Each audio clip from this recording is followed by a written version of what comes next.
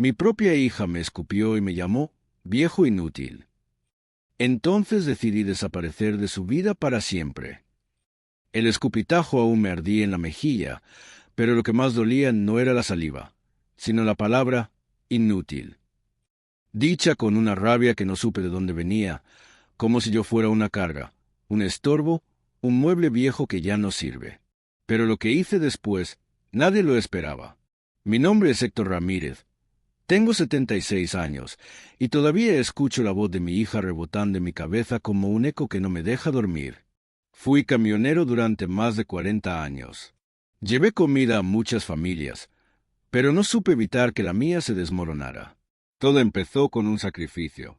Cuando mi esposa murió, lo perdí todo. Mi compañera, mi alegría, mi brújula. Pero me quedaba ella, mi hija Clara, la única razón por la que seguía levantándome cada mañana. Vendí mi camión para pagarle la universidad. Vendí mis herramientas, mis recuerdos, hasta mi guitarra de juventud. Todo por ella. Y aún así, no fue suficiente.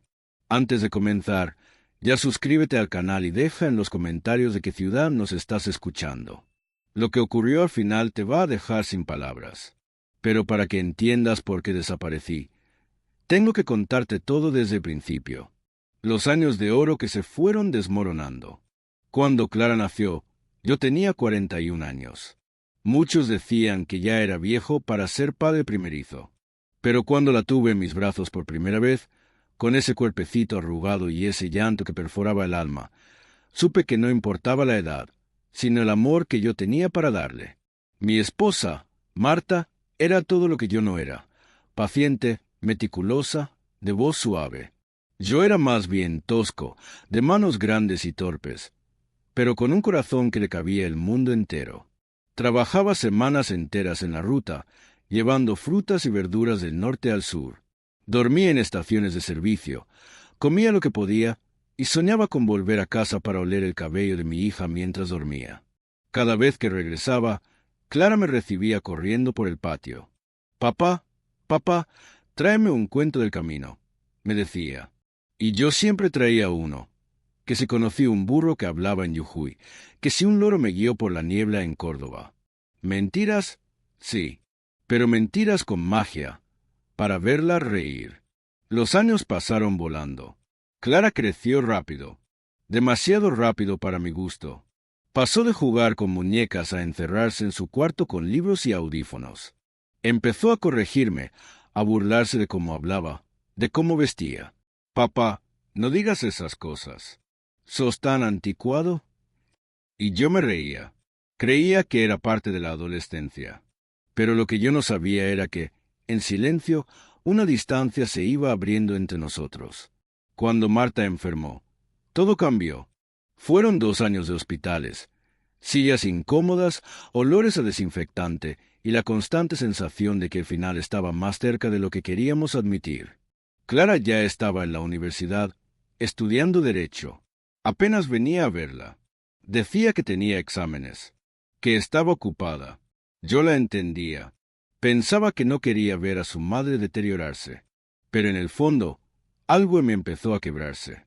Sentía que ya no éramos su prioridad, que estaba empezando una vida en la que nosotros sobrábamos. El día que Marta murió, Clara llegó tarde al velorio. Ni siquiera me abrazó. Me miró con ojos secos y me dijo: «Tenemos que hablar de los papeles de la casa». Fue como si ya no quedara amor, solo trámites. Yo asentí, sin fuerzas para discutir. Pasaron los meses. Me volví invisible en mi propia casa. Clara venía cada tanto, pero siempre con prisa, mirando el reloj.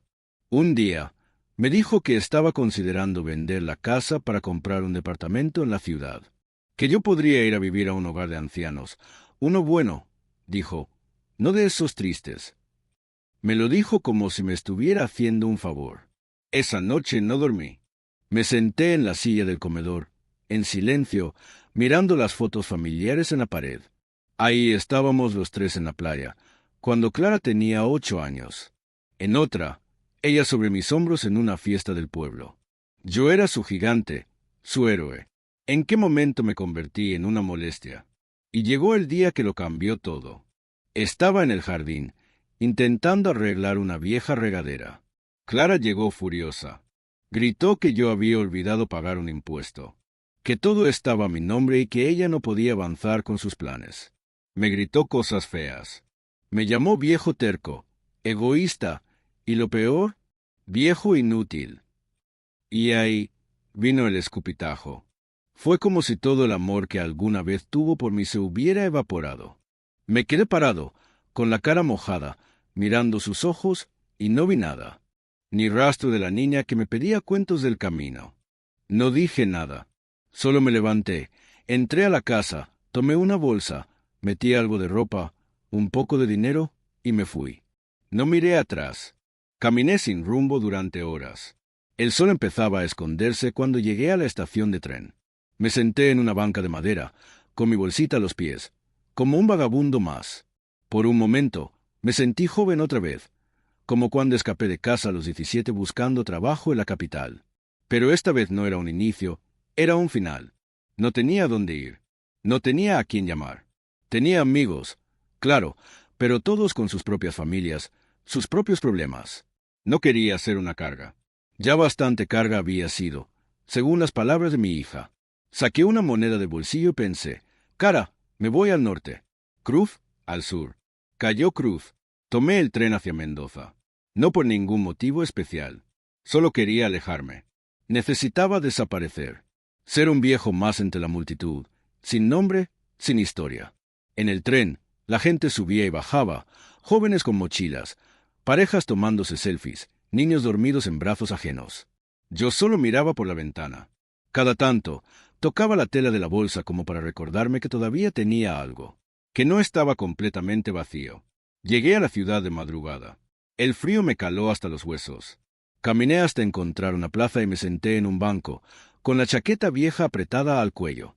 Cerré los ojos y pensé, si muero aquí, nadie lo sabrá. Pero no me morí, y eso fue casi peor. Al día siguiente, encontré un comedor comunitario. Me recibieron con pan caliente y un café ralo, pero que me supo a gloria. Nadie preguntó mucho. Solo me dijeron que podía volver si necesitaba. Y claro que necesitaba. Lo que no necesitaba era hablar, ni explicar, ni recordar. Dormía en un albergue donde cada cama tenía su historia triste. Un exalcohólico, un hombre abandonado por sus hijos, un jubilado que había perdido su casa en una estafa. Historias distintas, pero todas con el mismo sabor, el del olvido.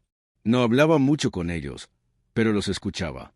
A veces, por las noches, alguien lloraba en silencio.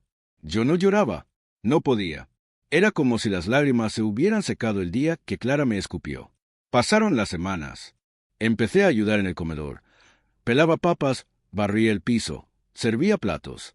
No por dinero, por dignidad, porque necesitaba sentir que todavía era útil, aunque solo fuera para pelar una papa. Un día, una mujer de pelo blanco y ojos tristes se sentó a mi lado. Se llamaba Elvira. Tenía 68 años y una voz suave que me recordaba a Marta. Me dijo que su hijo se había ido a España y que hacía 5 años que no la llamaba. Me contó que al principio se preocupaba, luego se enojó y ahora solo esperaba. Sin rencor, sin esperanza. Nos hicimos compañía. No amor, no romance. Solo dos almas rotas que compartían silencio y pan duro. Con Elvira volví a reír. Risas chiquitas, tímidas. Un día me dijo, «Tenés unas manos grandes, Héctor. Seguro abrazabas fuerte a tu hija». Me quedé callado, tragué saliva, y por primera vez lo dije en voz alta. Mi hija me escupió en la cara y me llamó viejo inútil. Elvira no dijo nada, solo me tomó la mano. Ese gesto me quebró. Esa noche lloré como un niño. Lloré por Clara, por Marta, por mí, por todo lo que dimos y lo poco que quedó, por la rabia, por la soledad, por el silencio entre padres e hijos que nunca se vuelve a llenar. A la mañana siguiente, algo en mí había cambiado. No era una epifanía, no era redención, era algo más sencillo, aceptación. Entendí que no podía obligar a Clara a quererme, ni a respetarme, pero sí podía decidir qué hacer con lo que me quedaba de vida. Y eso fue lo que hice. Me ofrecí como voluntario en el comedor a tiempo completo. Empecé a enseñar a los más jóvenes cómo cocinar para muchos, cómo organizar las donaciones, cómo escuchar. Contaba historias del camino, de mis años en la ruta. Algunos se reían. Otros lloraban. Me decían, don Héctor, con respeto, como si yo volviera a existir. Con Elvira abrimos un pequeño taller de lectura en la parroquia. Leíamos cuentos, poemas, fragmentos de libros viejos. A veces, los adaptábamos a nuestra historia, a nuestro dolor. Reíamos con nostalgia. Un día, uno de los chicos de comedor me dijo, «Ojalá hubiera tenido un padre como usted». Y ahí entendí algo muy importante. Quizá no pude ser el padre que mi hija necesitaba, pero aún podía ser guía para otros. Fue entonces cuando empecé a escribir una carta para Clara. No para pedirle perdón, ni para volver, solo para decirle que la amaba, a pesar de todo. La tengo guardada. Todavía no se la mandé. No sé si lo haré, pero escribirla me hizo bien. Si está gustando este video, suscríbete al canal y dale like para que más personas conozcan esta historia. Lo que vino después fue aún más inesperado. Alguien del pasado regresó a buscarme. Y no era Clara. Estaba cortando zanahorias en la cocina del comedor comunitario cuando sentí una mano tocarme el hombro. No fue un gesto cualquiera. Fue suave, lento, con una timidez que solo tienen quienes traen preguntas guardadas hace años. Me giré, cuchillo aún en mano, y la vi. Lucía. Por un momento pensé que mi mente me jugaba una mala pasada. Pero no, era ella. Tenía algunas arrugas más, el cabello algo más claro que lo que recordaba. Pero esos ojos eran los mismos que me miraron hace casi 5 décadas, cuando éramos apenas unos chicos y jurábamos que el amor bastaba para todo. Lucía había sido mi primer amor, mi amor de juventud, mi amor imposible. Héctor, dijo con voz entrecortada, ¿sos vos? Sentí que el tiempo se detenía. Y por un segundo, no estaba en esa cocina ajada por los años, ni con el delantal manchado. Estaba de nuevo en aquel baile del pueblo, con mi camisa blanca y los zapatos recién lustrados, esperando que ella me eligiera para bailar. «Soy yo», respondí, sin saber qué más decir. Nos quedamos en silencio. Los demás seguían con sus tareas, sirviendo sopas, acomodando platos, pero para mí todo se volvió un murmullo lejano. Solo existíamos ella y yo. Nos sentamos en una de las mesas de comedor, mientras alguien más tomaba mi lugar en la cocina. Lucía me miraba como si buscara algo en mi rostro. Tal vez el muchacho que fui. Tal vez las respuestas que nunca tuvo. Te busqué durante años, dijo de pronto. Supe que te habías casado, que tuviste una hija. Pero después, desapareciste. Tragué saliva. ¿Cómo le explicaba que incluso mi hija me había borrado? No desaparecí, le dije. Me borraron. O tal vez yo mismo me fui borrando. Poco a poco. Lucía asintió. No preguntó más. Solo sacó una pequeña libreta de su bolso y la dejó sobre la mesa. Era de tapas gastadas, con bordes doblados. La reconocí al instante. ¿Recuerdas esto? Me reí. ¿Cómo no iba a recordarla? Esa libreta era donde, de jóvenes, escribíamos canciones. Versos torpes, rimas mal hechas, pero llenas de verdad. Era nuestro secreto, nuestro mundo. La llevé conmigo a todas partes, dijo. Nunca dejé de escribir, aunque fueran solo cosas para mí. La abrí con manos temblorosas. En una de las hojas, aún se leía, si alguna vez te pierdo, que el viento te traiga de nuevo, aunque sea en otro cuerpo, en otra vida, en otro tiempo. La emoción me apretó el pecho. Pasamos horas hablando. Me contó que había enviudado hacía años, que vivía sola en una casa pequeña a las afueras de la ciudad, que enseñaba literatura en un centro cultural para jubilados. Le conté lo esencial. No todo. No estaba listo para desnudarme del todo. Pero le hablé de Clara, de Marta, de la vida en la ruta, de Elvira, de cómo terminé en ese comedor, pelando papas para sentirme útil otra vez. Lucía me escuchó sin juzgar, como siempre lo hacía. ¿Y pensás quedarte acá? Me preguntó. No lo sé, respondí. No tengo a dónde volver. Hubo un silencio. Podrías venir a dar una charla en el centro, dijo. A los abuelos les encantaría escuchar historias de tus viajes. Y podrías escribir otra vez. No supe qué decir. Hacía años que nadie me invitaba a nada, mucho menos a compartir algo que viniera de mi alma. Acepté. Y así, poco a poco, empecé a volver a la vida. Los días siguientes fueron distintos. Me levantaba con algo de ilusión. Preparaba mis notas, buscaba mapas antiguos, recordaba anécdotas del camino. Empecé a escribir otra vez. No cartas tristes como la de Clara, sino historias. Algunas reales, otras inventadas. Todas con algo mío adentro. En el centro cultural, la gente me escuchaba como si fueran niños en una fogata. Algunos lloraban, otros reían.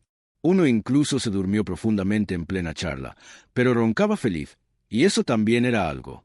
Lucía me acompañaba siempre. A veces leía mis textos en voz alta. Su voz tenía ese don, volvía poesía cualquier frase común. Una tarde, después de una lectura, me llevó a su casa. Era modesta, pero acogedora. Tenía plantas en las ventanas y olor a pan recién horneado. «Te ves distinto», me dijo mientras servía té. «Más liviano». Y era cierto. Sentía que, por primera vez en mucho tiempo, mi alma respiraba. Pasaron semanas así, compartiendo tardes, lecturas, historias y silencios. Hasta que una mañana, al revisar mi bolso, encontré la carta que le había escrito a Clara. Estaba arrugada, con el sobre ya medio abierto, pero aún intacta. La leí de nuevo, esta vez sin lágrimas, y sentí algo que no había sentido antes. Paz. Esa noche le conté todo a Lucía, sin filtros, desde el insulto hasta el escupitajo, desde el dolor hasta mi partida. Ella no me abrazó, no me consoló, solo me miró y dijo: «Hiciste lo que tenías que hacer para salvarte». Y entonces entendí que no siempre se trata de que los hijos entiendan a los padres. A veces es al revés. A veces hay que dejarlos ir, aunque nos rompa. Pero lo que vino después fue aún más inesperado. Un mensaje, de un número desconocido. Corto, frío, pero que me sacudió el alma. «Papá, necesito hablar con vos». El mensaje me encontró a las 6:20 de la tarde, justo cuando terminaba de limpiar los frascos de una donación en el comedor. Leí la pantalla una y otra vez, como si mis ojos no pudieran creer lo que veían. «Papá, necesito hablar con vos». No había un «hola», ni un «¿cómo estás?». Solo esa frase, directa, desprovista de afecto, pero cargada de algo más difícil de identificar. ¿Urgencia? ¿Culpa? ¿Necesidad? Durante unos segundos, me quedé completamente inmóvil. Podía sentir el pulso latiendo en mis sienes. Era Clara. No tenía dudas. Ese número no lo reconocía, pero esa forma de escribir, tan seca, tan suya, era inconfundible. No respondí de inmediato. Me temblaban las manos. Lucía me observaba desde la entrada. Llevaba un delantal manchado de pintura. Esa tarde había estado dando una clase de arte abstracto para adultos mayores y aún tenía trazos de colores en las mejillas. Se acercó, notó mi cara pálida y preguntó: «¿Qué pasó, Héctor?». Le mostré el mensaje, sin decir palabra. Ella lo leyó, respiró hondo y luego me miró como una madre que sabe que su hijo está por volver al lugar que más le dolió, pero que también lo formó. «¿Y qué vas a hacer?». No tenía respuesta, porque la verdad es que no lo sabía. Habían pasado meses desde que me fui. Desde que cerré la puerta detrás de mí decidí que nunca más volvería. Desde que dejé de esperar. Había rehecho mi vida en lo poco que podía llamarse rehacer. Había aprendido a vivir con el silencio, a reconstruirme con lo que tenía, a aceptarme sin aprobación de mi propia sangre. Y sin embargo, ahí estaba yo, temblando con un mensaje de 5 palabras. Esa noche no dormí. Me quedé sentado frente a la ventana, mirando las luces lejanas de la ciudad. Escuchaba los sonidos del vecindario, los pasos de algún perro, las risas apagadas de un grupo de chicos que pasaban, y mi mente giraba en círculos. Pensaba en Clara de niña, dormida sobre mi pecho, en cómo me pedía que la llevara en el camión, en cómo me hacía prometer que nunca me iba a morir. Pensaba en el día que me escupió, en su cara desfigurada por el enojo, en esa palabra que no se me iba, inútil. Al amanecer, respondí el mensaje con 3 palabras. «Estoy escuchando. Decime». Pasaron horas sin respuesta. Me convencí de que no lo leería, o que se había arrepentido, que había sido un impulso, una equivocación, que el silencio volvería a ocupar su lugar. Pero a las 10:12 de la mañana llegó otro mensaje. «Estoy en problemas. Necesito ayuda». Ni papá, ni lo siento, ni te extraño. Solo eso. Y entonces, como si me hubieran apuñalado en el estómago, entendí. No me escribía por amor. Me escribía por necesidad. Me hervía la sangre, pero también me pesaba el corazón. Porque, por más dolor que llevara encima, todavía me costaba aceptar que mi hija solo me buscara cuando se sentía contra la pared. Fui al centro cultural. Lucía me esperaba con un café. Le conté todo. «¿Y si vas?». Me preguntó. No por ella, por vos, para cerrar lo que aún te queda abierto. Suspiré. ¿Y si me vuelve a lastimar? Ella tomó mi mano con firmeza. Ya no sos el mismo hombre que se fue con una bolsa de ropa. Ahora sos uno que sabe quién es, con o sin su hija. Me quedé en silencio, y supe que tenía razón. Esa misma tarde, saqué un boleto de autobús. No sabía exactamente para qué. Si para verla, para gritarle, para entender o simplemente para mirarla una última vez con los ojos limpios. El viaje fue largo. Tenía el estómago revuelto. Cada kilómetro parecía un paso atrás, como si estuviera desandando todo el camino que me había costado tanto recorrer. Pero no había marcha atrás. Llegué a la ciudad y me hospedé en un pequeño hostal. No le avisé a Clara que ya estaba. Quería tomarme un momento, respirar, prepararme. Al día siguiente, la cité en una plaza cercana. Cuando la vi venir, sentí que el tiempo se detenía. Estaba delgada, más de lo que recordaba. Sus ojos tenían ojeras marcadas y el gesto duro de alguien que ha tragado más angustia de la que puede digerir. Ya no era la mujer arrogante que me había gritado en el jardín. Era otra. Se sentó frente a mí. No me abrazó. No me sonrió. Gracias por venir, dijo, mirando al suelo. Esperé. Las cosas no me salieron como pensaba. Hizo una pausa. El departamento que compré está embargado. Cometí errores. Muchos. Y bueno, pensé que tal vez vos podrías. No terminó la frase. No hizo falta. ¿Ayudarte económicamente? Pregunté, sin enojo. Ella bajó la cabeza. Estoy desesperada, papá. Y ahí, en ese momento, me di cuenta de algo doloroso, pero necesario. Clara no había cambiado. Solo estaba quebrada. Como todos. Como yo lo estuve. Podía gritarle. Podía reprocharle. Podía recordarle cada lágrima. Pero elegí algo más difícil. La verdad, no tengo dinero, Clara. Pero aunque lo tuviera, no lo usaría para esconder lo que no querés enfrentar. No vine a salvarte. Vine a escucharte. Porque, a pesar de todo, sos mi hija. Ella levantó la mirada. Y por primera vez vi algo que no había visto en años. Vulnerabilidad. No me odies, susurró. Nunca te odié. Solo me dolió lo que hiciste. Se quebró. Lloró en silencio. Como una niña perdida. Como mi hija, la que dormía en mi pecho, la que me pedía cuentos del camino. Y yo, simplemente, le tomé la mano. Nos quedamos en esa banca de la plaza por más de una hora. No hablamos mucho. El silencio entre nosotros no era incómodo. Era necesario. Como si después de tanto dolor, las palabras pudieran arruinar lo poco que se estaba reparando. Yo no lloré. No porque no sintiera, sino porque ya no me quedaban lágrimas de las viejas. Las que estaban naciendo ahora eran otras. No eran de tristeza, sino de resignación. Una resignación madura, tranquila, que no es derrota, sino sabiduría. Clara me pidió perdón.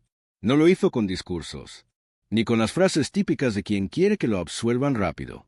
Lo hizo a su manera, con un apretón de manos, con la cabeza gacha, con una frase que todavía me retumba. Yo no sabía cuánto dolía hasta que me tocó perder. Porque sí, ella también había perdido. Su departamento, su pareja, su estabilidad. Y, en el fondo, había perdido a su padre mucho antes de que yo me fuera. Porque cuando dejamos de ver a nuestros padres como personas, ya los empezamos a perder. Le dije que la perdonaba. Y lo hice de corazón. Pero también fui claro. Perdonar no es volver atrás, Clara. No es fingir que nada pasó. Es aceptar que pasó, y decidir no seguir sangrando por eso. Ella asintió, mordiéndose el labio. Tenía la cara lavada por el llanto. Pero había algo nuevo en sus ojos. Humildad. Nos despedimos con un abrazo que no fue cálido ni largo, pero fue real. No prometimos vernos todos los fines de semana. No hicimos pactos falsos. Solo dijimos lo único que aún tenía valor entre los dos. Nos tenemos, aunque no sepamos cómo. Regresé a Mendoza con el corazón en paz. Lucía me esperaba con un mate tibio y una sonrisa que no necesitaba palabras. ¿Te sirvió ir? Preguntó. Sí, respondí. No para que ella cambiara, sino para que yo entendiera que ya cambié. Pasaron los meses. Clara me escribía de vez en cuando. A veces solo un hola. Otras, me mandaba fotos de su perro, o me preguntaba cómo estaba el clima en Mendoza. No hablábamos del pasado. Tampoco lo necesitábamos. Lo que importaba era que el puente, aunque frágil, ya no estaba roto. Con Lucía comenzamos un taller de escritura autobiográfica para mayores. Y ahí descubrí algo que nunca esperé. Todos tenemos una historia con un hijo que dolió. Algunos por abandono, otros por indiferencia, otros por exceso de expectativas. Una señora, Irma, escribió una frase que aún me emociona. Tuve 3 hijos. Uno me llama, uno me ignora y uno me juzga. Y yo lo sigo queriendo igual. Porque las madres no sabemos hacer otra cosa. Y aunque yo era padre, me sentí reflejado. Porque el amor de un padre también tiene ese lado invisible, el que no exige nada a cambio, el que sí de ahí, aun cuando todo dice que no deberías estar. Con el tiempo, Clara me escribió algo que me hizo llorar, esta vez de otra forma. Decía, gracias por no haberme cerrado la puerta. Todavía no sé cómo ser hija, pero estoy aprendiendo. Y yo, que tampoco supe cómo ser padre en muchos momentos, le respondí, aprendamos juntos. Aunque sea tarde. Ahora soy otro hombre. No más fuerte, no más sabio, solo más consciente. Entendí que envejecer no es solo ver cómo el cuerpo se apaga, es ver cómo todo lo que creíste eterno se transforma. Y tener el valor de seguir amando, aunque ya no seas indispensable para nadie. A veces me preguntan si volvería a hacer todo igual. Y mi respuesta es siempre la misma. Sí, pero con más silencio y menos expectativas. Hoy camino por el barrio y la gente me saluda. Algunos me dicen, Don Héctor, cuéntenos una historia más. Otros me llaman el escritor de los viejos. Y eso me hace sonreír. Porque tal vez no dejé una huella en mi hija como esperaba. Pero estoy dejando algo en otros hijos, en otros nietos, en otros corazones. Y eso también es ser padre. Consejo de viejo, si me lo permitís. No esperes a que te pidan perdón para sanar. No te aferres a lo que te dijeron en un mal momento. Y no midas tu valor por cómo te tratan quienes no saben amarte. A veces, la dignidad está en marcharse. Pero la sabiduría está en saber volver, si es que vale la pena. Yo volví. No por ella. Por mí. Porque la vida no espera. Y el amor, cuando es real, no se rinde, solo se transforma. Comenta de qué ciudad estás escuchando esta historia. Suscríbete al canal y dale like para apoyar este trabajo. Y si llegaste hasta acá, quiero pedirte algo especial. Comenta yo te apoyo, Don Héctor.